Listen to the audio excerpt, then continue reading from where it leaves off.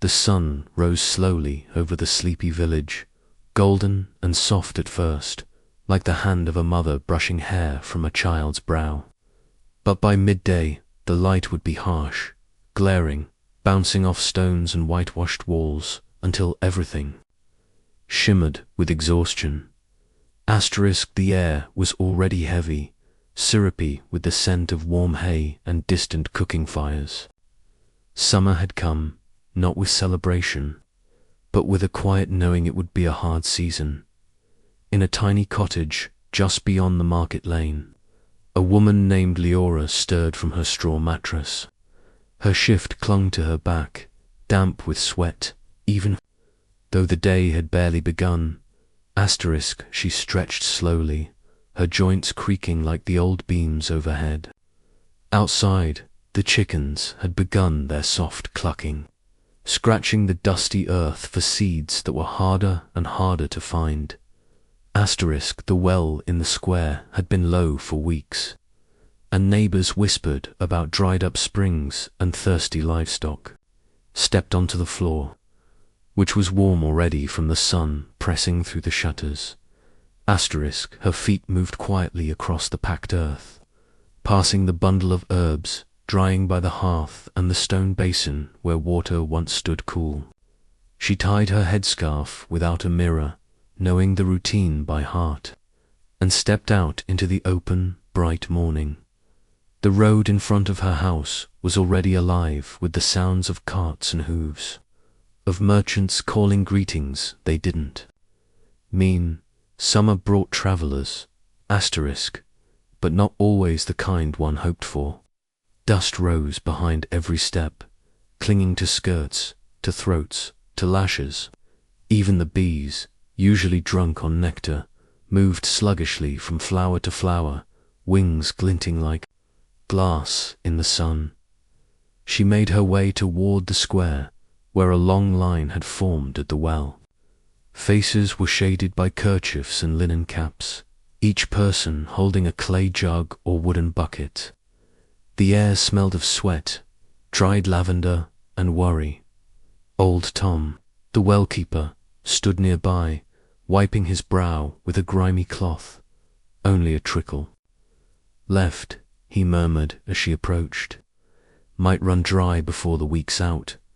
Leora nodded, not trusting herself to speak. Her throat was dry, but her heart drier still.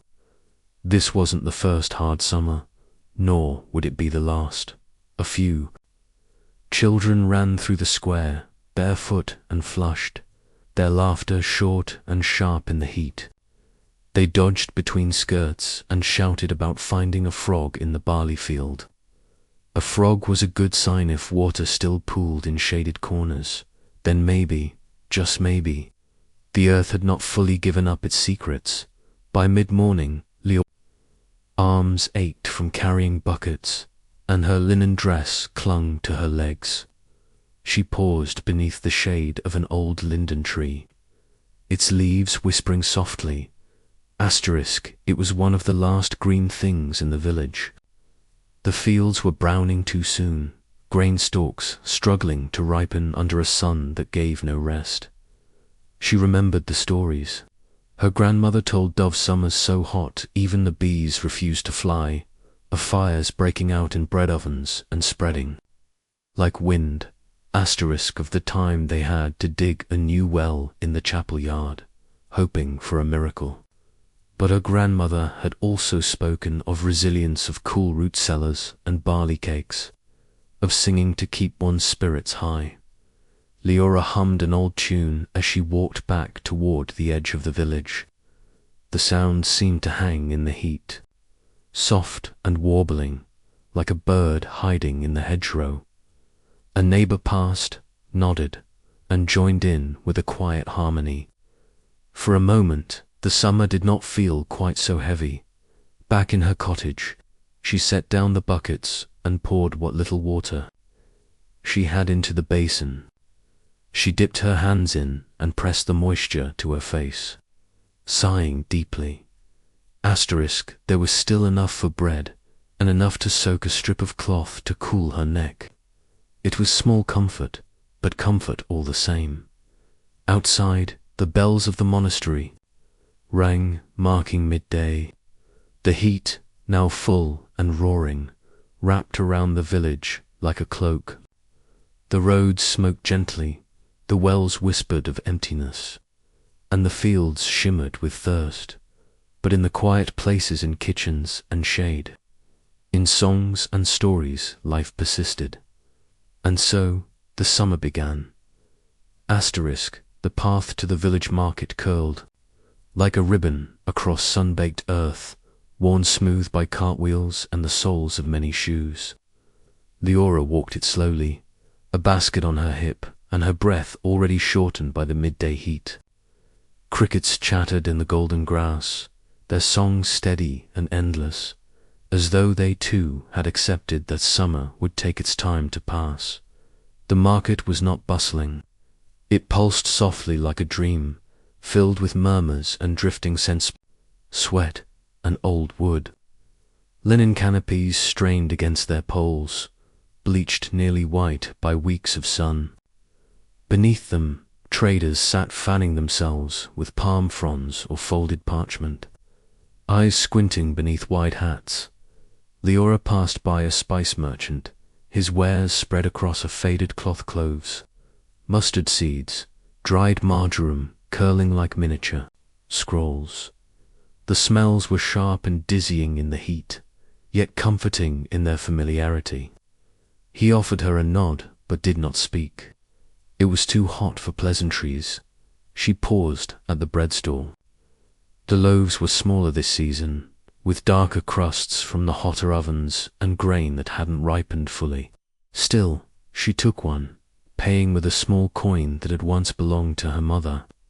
The baker, a woman with flour-dusted cheeks, gave her a tired smile. Their fingers touched briefly, just warmth and dust and silent gratitude. Further down, a boy offered wilted lettuces and tired onions. Leora chose carefully. The leaves were soft, but not yet spoiled, and she planned to soak them in vinegar and herbs for supper. She handed him a second coin, and he whispered a thank you like it might float away if said aloud. A shadow passed over her face, the only cloud in the sky drifting lazily above. For a moment, the market quieted further, heads tilting up toward the soft silver relief. It stayed only a moment before drifting on, and the sun returned like a king reclaiming his throne. In the far corner of the market stood the water sellers. They had come from another village, carrying jars on donkeys and mules, selling small measures of water at high cost. Their jars were wrapped in wet cloth to keep the contents cool, and beads of condensation slid down the clay-like precious tears. Leora didn't approach. She knew the cost would be too great, and besides, she had just enough water to last the day. Instead, she turned toward a shaded corner where an old woman sat weaving baskets. Her hands moved like wind over reeds, sure, unbothered by age or heat. Around her sat a few children, quiet for once, watching the rhythm of creation. Leora sat nearby, grateful for the rest. Hotter than last year, the woman said, without looking up. But not the hottest I've known. Leora nodded. When was the worst? 30 years ago. No rain for 2 moons. We slept in the riverbeds. Even the monks ran out of wine. The children giggled softly, as if imagining red-faced monks weeping into empty barrels. The woman smiled. But we survived, she added, tying off the end of a basket. We always do, with songs, stories, and shade. Leora leaned back against a post and closed her eyes, listening. The market buzzed around her soft voices, the creak of cartwheels, the flap of fabric in the wind. Somewhere, someone was playing. A lute, just a few dreamy notes that wandered like a butterfly. She thought of her small cottage, of the basin with its careful inches of water, of the cool cloth she would place across her forehead. She thought of supper, of bread and vinegar greens, of sleeping beneath the stars when the air indoors grew too thick to bear. Even in heat like this, life threaded forward, slowly, gently, like fingers weaving baskets in the shade. And somewhere, beyond the hills, the sun would soon begin to dip, offering the first sigh of evening. Evening crept gently through the village, like a cat padding over warm stone. The sun no longer glared, but instead glowed, golden and soft as. It sank behind distant trees, casting long shadows that cooled the dust. Leora walked home slowly, her basket a little heavier, her breath a little steadier. The heat had not gone, but it was no longer cruel. It merely lingered. As she passed the chapel on the edge of the fields, she heard the quiet rhythm of prayer. The door stood open, letting out the scent of old incense and stone warmed by centuries of sun. She stepped inside not from duty, but from habit, from the desire for shade and stillness. Inside, the chapel was dim. Dust floated in slow spirals, catching what little light remained. The altar held no fresh flowers, they wilted too quickly. In this weather but, someone had laid a bundle of dried lavender tied with twine. The scent was faint, more memory than fragrance. Leora knelt. She didn't speak. Her prayers were not made of words, but of breath and heartbeat, and the quiet hope that summer would soon pass. The priest, a gentle man with skin the color of parchment, and eyes that always looked like they were remembering something tender, nodded to her from the shadows. He lit a small candle, one of few left. Wax was too soft in summer and expensive when water was scarce. The heat is testing us, he said, not as a complaint, but as one might mention that the apples had ripened early. We're managing, Leora whispered. Double quotes, yes, he said, but the land is thirsty. She didn't answer. Everyone knew that the ground had cracked in places like old leather. Crops that had once grown thick and green now stood thin, pale, and quiet in the fields. Outside, the bell rang once. It didn't call for service, it simply marked the hour. One slow note that reminded them time was still moving. As she stood to leave, the priest handed her a folded cloth soaked in lavender water. It was cool to the touch, a gift. She pressed it to her neck, and the relief was nearly sacred. Walking home, the village had transformed. People emerged from their homes like butterflies from cocoons. Children played slowly in the dust, dragging sticks or chasing shadows. Neighbors leaned against doors and shared stories in low voices. Someone laughed, and it sounded like a breeze. The well in the center of town had grown shallow, but someone had set a pot of mint near it to scent the air. It was wilting, but still offered something sweet to breathe. At her cottage, Leora poured a thin stream of water into a clay cup and set it outside the window for the sparrows. They came, one by one, chirping gratefully before flitting off again. She watched them while peeling the onions she had bought, her fingers sticky and eyes misting from the sharpness. She hummed an old tune her mother used to sing, something about rivers and roads. Though the words were long gone, this was the only hour when the village belonged to the silence before the heat crept in, before the air turned into syrup, before even the birds dared to sing too loudly. The world was blue and silver, and the grass underfoot still held a whisper of night's coolness. She wrapped a shawl loosely around her shoulders and stepped out with an empty basket. The market would be quiet at this hour, and she hoped to trade while the day was still kind. The path to town was dry and cracked like baked clay. Dust bloomed softly around her ankles with every step. Far ahead, she could see other villagers' shapes, like dark brushstrokes, so walking toward the square. In summer, everyone moved early, as if racing the sun. The marketplace was not bustling. It murmured. Vendors leaned against carts shaded with woven cloth. Stalls of faded wood creaked in the morning breeze. There were no bright banners, no music. The only sound was the rustle of straw and the quiet conversations between those bartering not just goods, but kindness. A baker offered her a hat in exchange for a bundle of mint she had dried weeks ago. A potter, red-faced from the kill's warmth, traded a small bowl in return for herbs to hang in his home. There was no coin, just needs and little offerings. Summer in the village was not about profit. It was about survival stitched with generosity. Children sat under carts, nibbling fruit or carving soft sticks into little boats. One girl had daisies in her hair, wilted but still proud.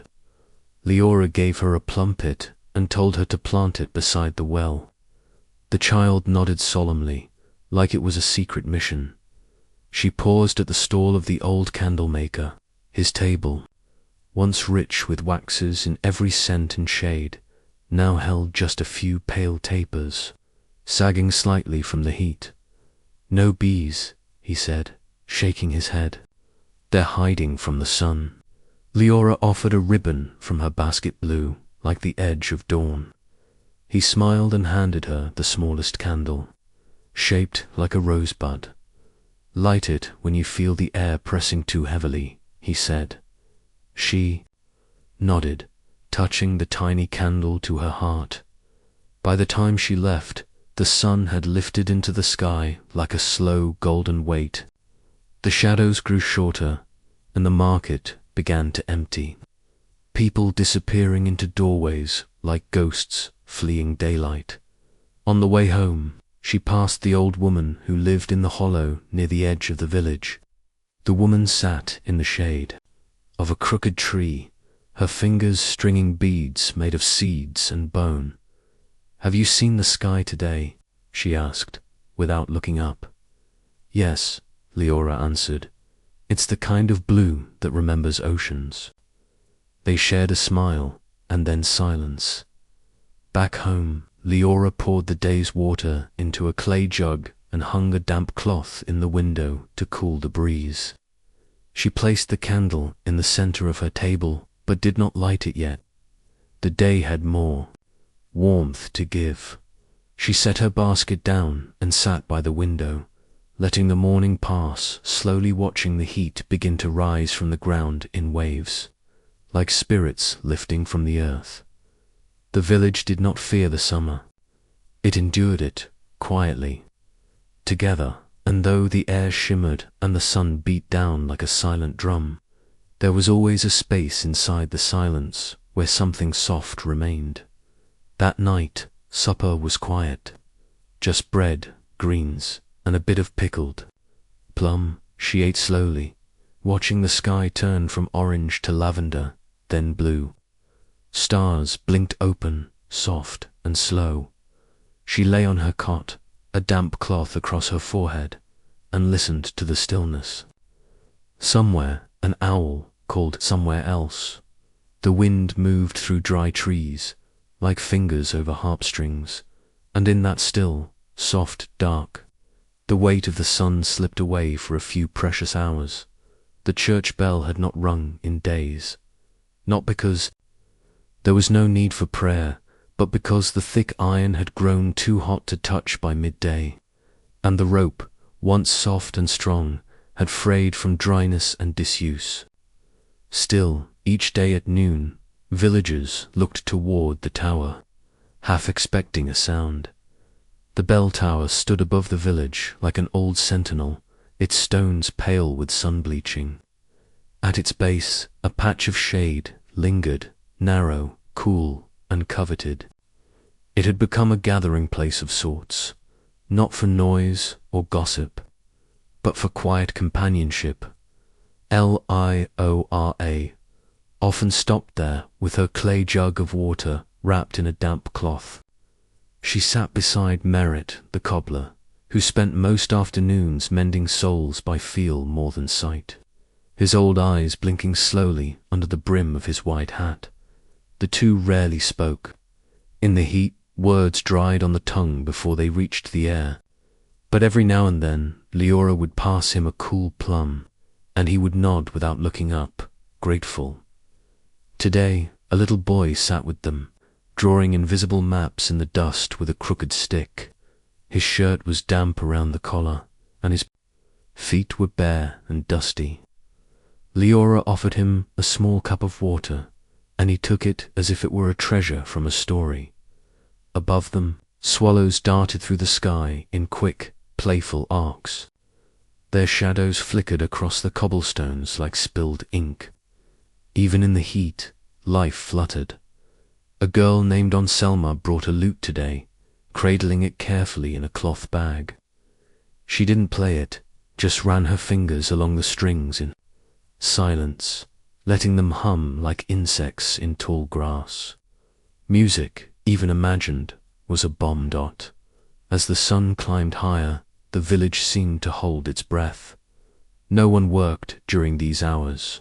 Even the animals found corners of shade, their flanks rising and falling with slow, patient rhythm.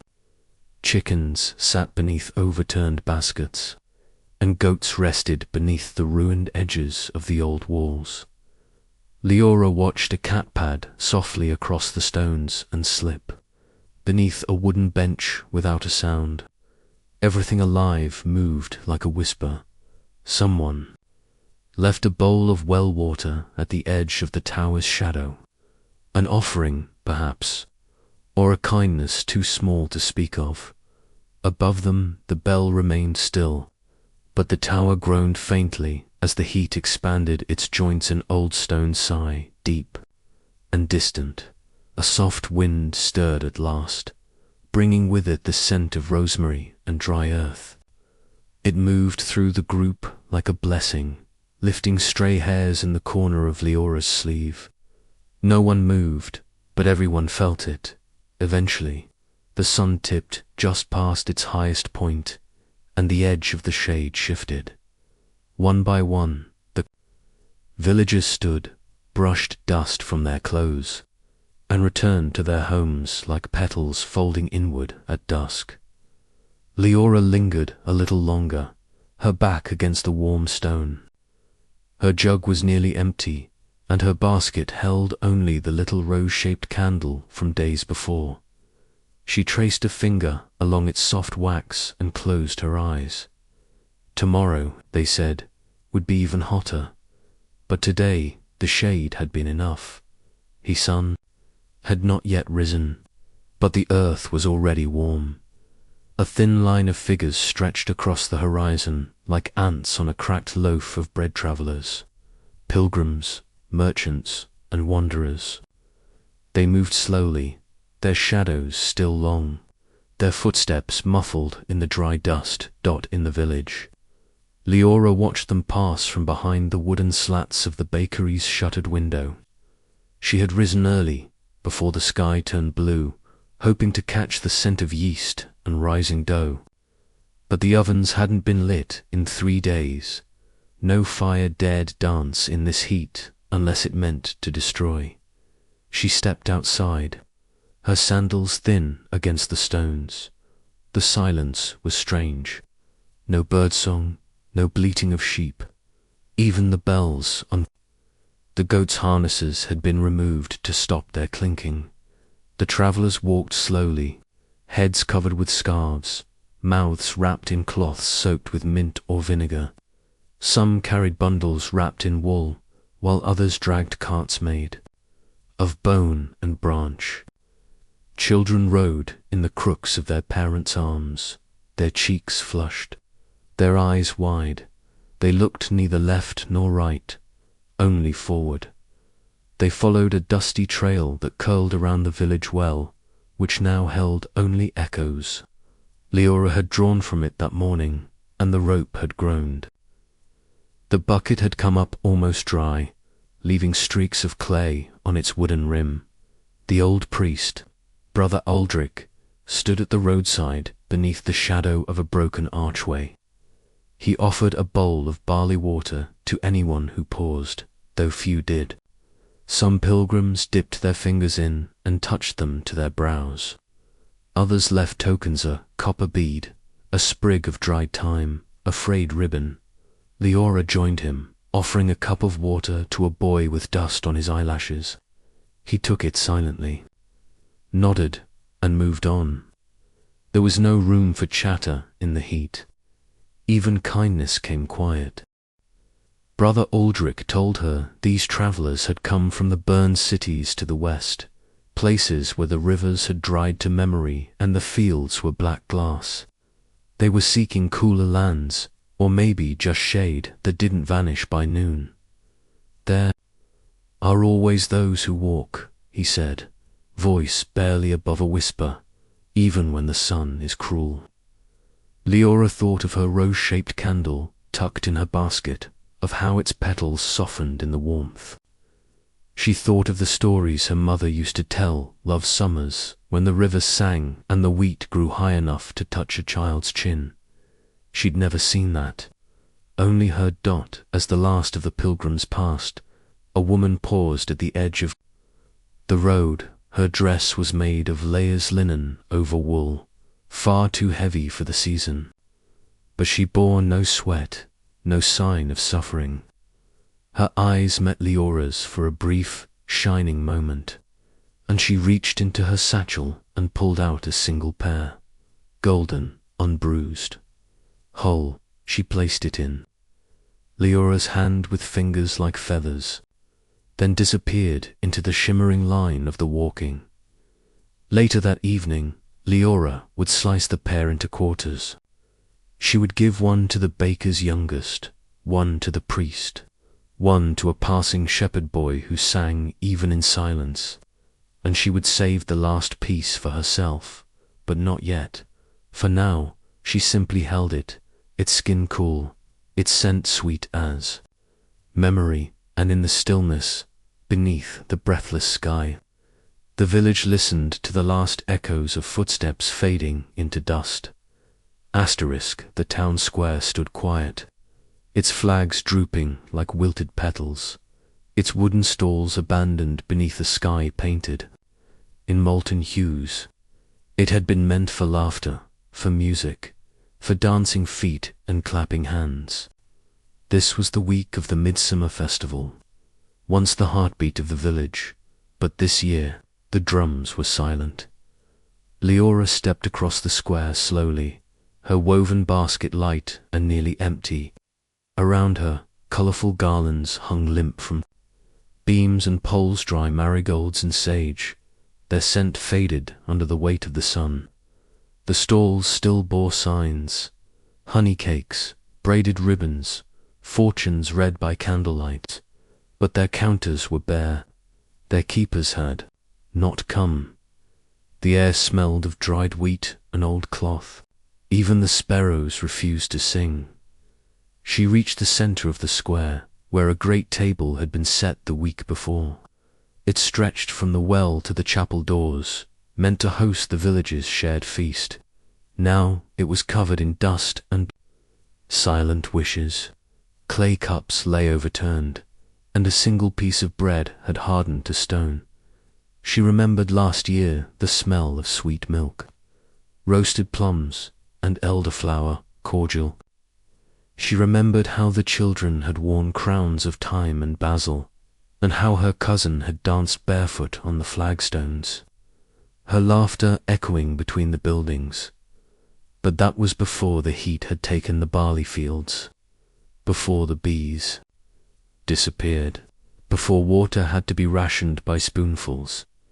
Leora sat on the edge of the well and drew from her satchel a tiny piece of beeswax shaped like a rose and softening in her hand. It had been her offering for the festival candle lighting, a tradition older than the chapel itself. Each villager was to bring a flame-shaped gift and whisper a wish into its glow. She held the wax close, then closed her eyes and whispered into the wind, "Let the rains return. Let the bells ring again. Let us laugh." Her voice didn't echo. It simply faded into the sky. A soft shuffle broke the stillness. She turned and saw a small child barefoot, hair tangled with twigs emerge from behind a stall. He carried a wooden toy in the shape of a goose, its wheels broken, one eye missing. He looked at her, then at the empty square, and without a word, sat down and placed the goose beside her. Then another child appeared, then an old woman, then two baker's sons. One by one, villagers who had stayed indoors for weeks stepped out into the square, quiet and slow, as if walking through a forgotten dream. No one spoke, but someone began to hum, a low, trembling note. Then another joined it, and another. It was not a song, they knew no rehearsed melody, no practiced rhythm. It was simply a sound, full of longing and memory and dust. Leora added her voice to theirs. There was no feast, no wine, no glowing torches. But in that quiet, golden hour, with the sun sinking behind the rooftops, the village celebrated something even older than the festival hope that refused to vanish. And when the humming faded, they sat together until the first star dared show its face, soft and blinking, like a candle finally lit. Asterisk days slipped into one another like melting wax, no edges, no sharp lines, just endless warmth and waiting. Leora's routine had become a whisper. Rise with the dawn, tend to her herb patch, carry buckets of water like precious gold, then rest in the shadows until night cooled the stones. One morning, as the cicadas buzzed lazily and the sky shimmered with heat, a sound broke the quiet. Knock, knock. A hesitant tapping at the door. Lior blinked from her half-sleep and rose, dust falling from her linen dress. She opened the door and found a boyno more than 12, dusty and red-faced. He held out a rolled parchment, its edges curled from the heat. "For you," he said with a tired grin, then turned and ran before she could ask a single question. Leora stepped back into the cottage, unrolling the parchment slowly. The handwriting was careful and slightly smudged. "To those who remain in the valley, the hills remember. We have found a spring hidden behind the old stone shrine. Water flows cold and clean. Come if you can. Bring no burdens but your breath." Marek of the hollow tree, her heart jumped. Marek, the herbalist's son. She hadn't seen him in weeks. He'd vanished with a small group of families, heading toward the wooded hills in search of cooler air and a miracle. They'd taken goats, sacks of flour, and a single lute. She hadn't expected news, and now a spring, a true one. She read the letter twice more, then pressed it to her chest. A breeze crept through the window and brushed her cheek like a sigh. Outside, the villagers were stirring. The heat remained fierce, but something was shifting, like a door creaking open, like the first raindrop before a storm.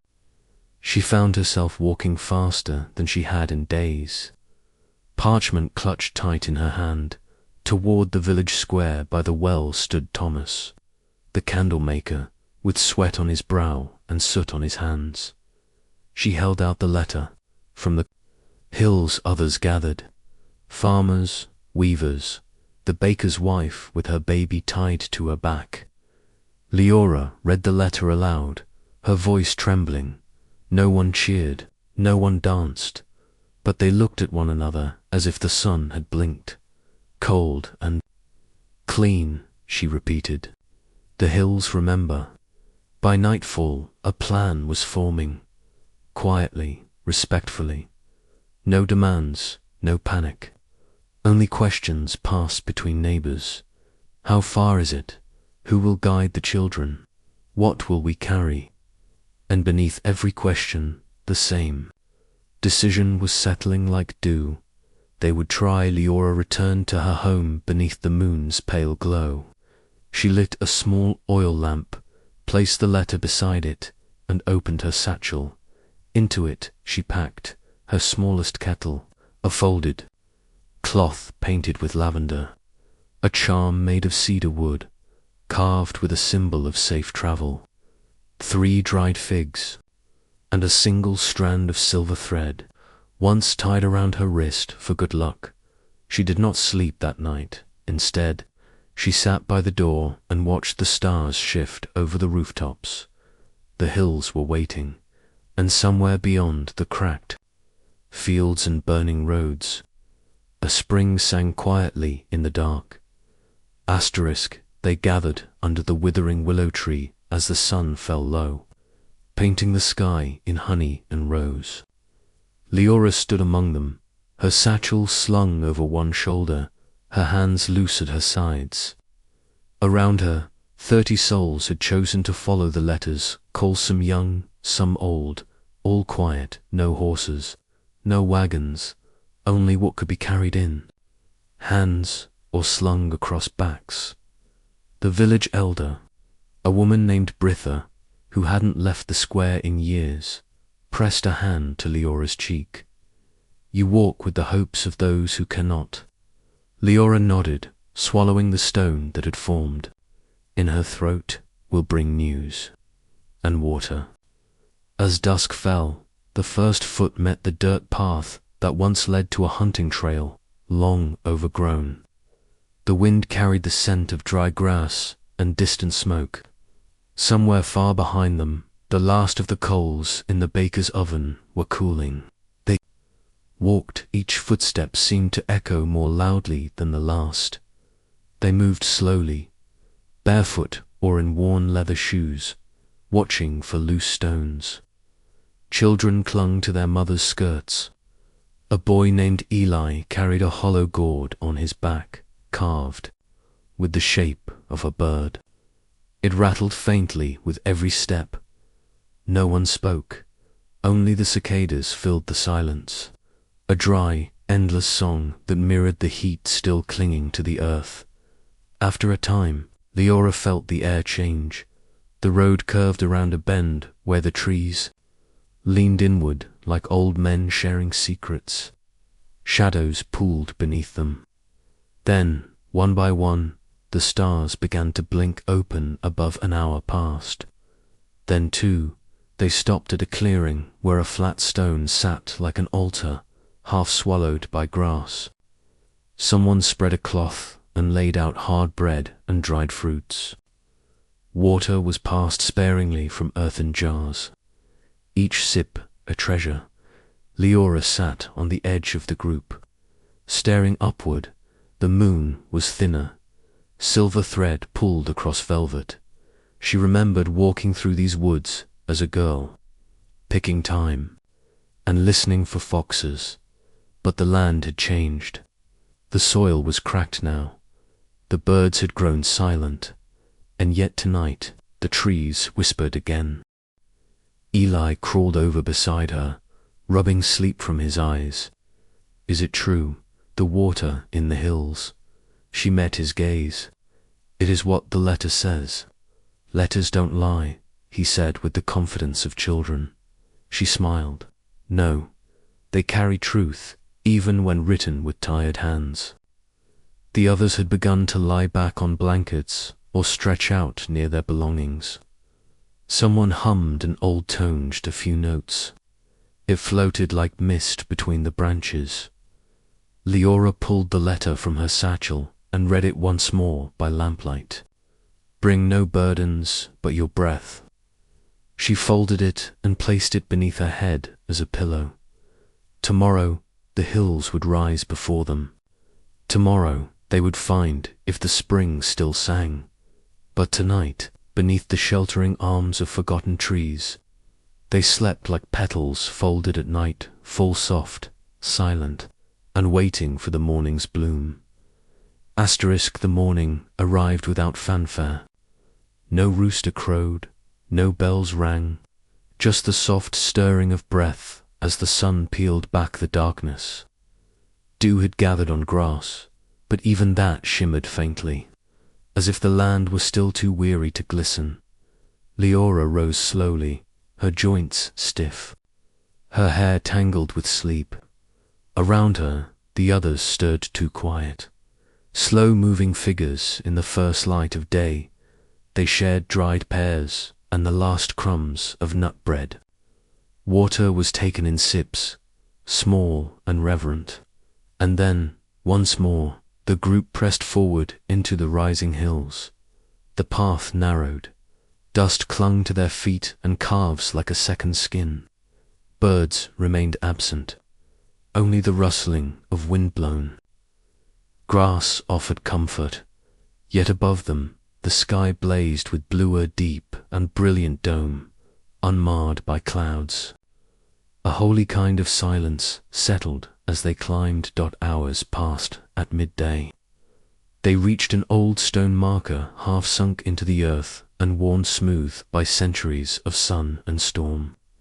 It bore no words now, only the faint memory of letters that might once have read sanctuary or distance to source. They stopped. Leora knelt beside it and placed her palm against the surface.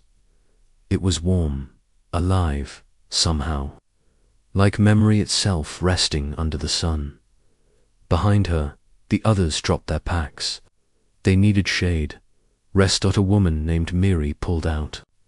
A lyre weathered, with 2 strings missing, and began to pluck gently. The sound was faint, but it spiraled through the air like curling smoke. Others joined her. A boy tapped a rhythm against his water gourd. An elder sang a wordless tune, and slowly something returned to the space between them, soft, human joy, like the glimmer of a spring underfoot. They weren't home, they weren't safe, but they were together, and that had its own melody. Leaned her head back and looked toward the horizon. Just beyond the highest ridge, a darker green glinted in the sunlight, a change in the color of the land. Do you see that? She whispered. Eli, beside her, shaded his eyes. It looks like trees. It looks like hope, she replied. The wind shifted again, warmer now, and in it, faint but distinct, came the smell of damp stone and moss. Water. She turned to the group. We'll rest here till evening, then we climb. They nodded, grateful. As dusk returned and the sky bled into hues of bronze and coral, the group began to sing again, songs of grandmothers, of rivers that never dried, of wells that always gave. And beneath the dust and weary steps, that song lingered like a hidden thread, stitching their story together. Leora held the letter once more beneath the fading light.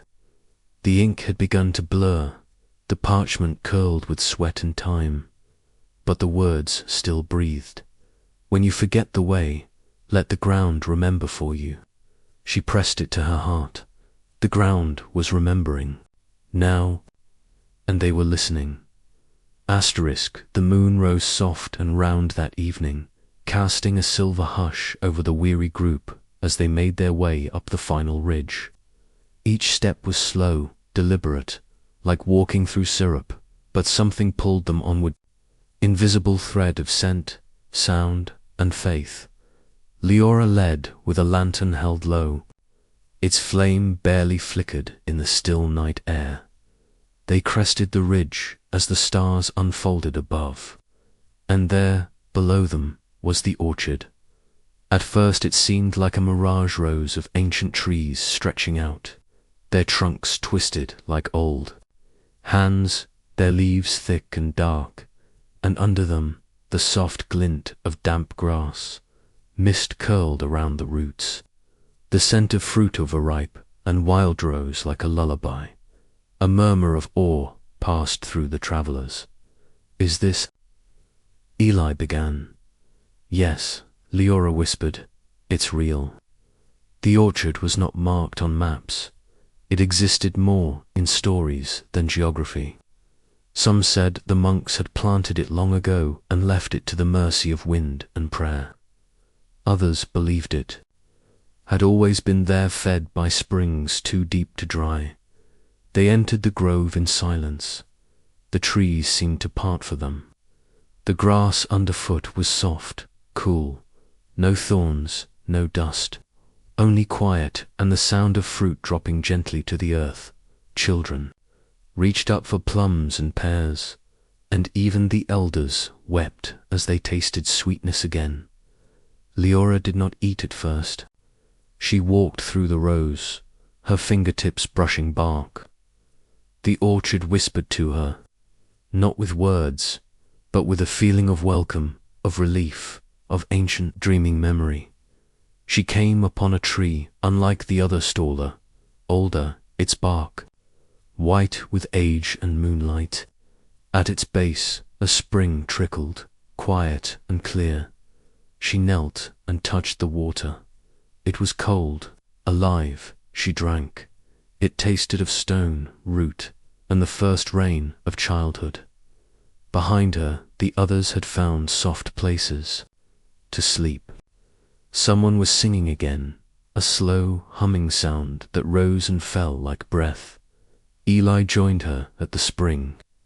He sat without speaking, simply watching the way the light moved through the mist.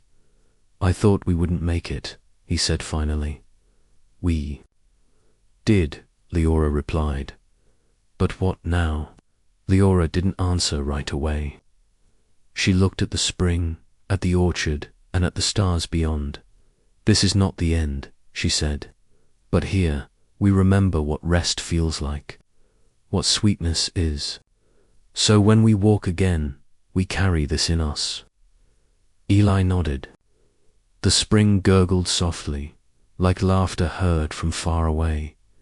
They sat like that until the sky turned violet with the coming dawn. Birds, real ones, began to stir. Small calls and whistles filled the orchard.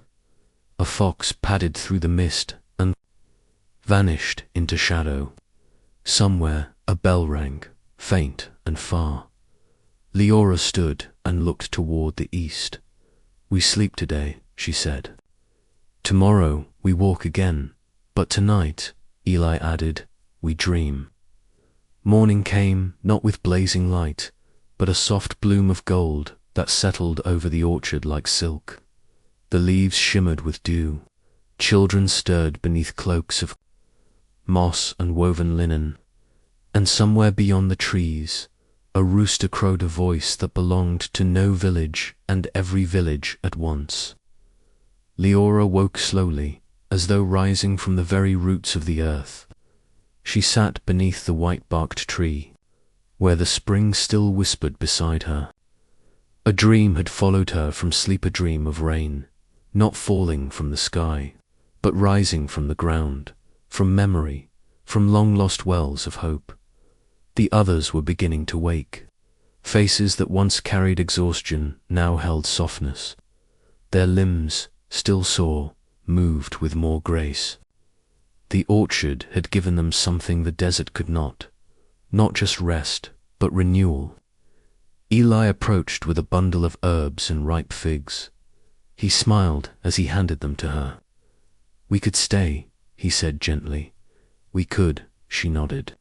But they both knew they would not, because the road called not like a demand, but like a lullaby, low, constant, and patient. Later that morning, they packed their small belongings and filled their flasks with spring water. Leora moved through the orchard one last time, her fingertips trailing the bark, her footsteps slow.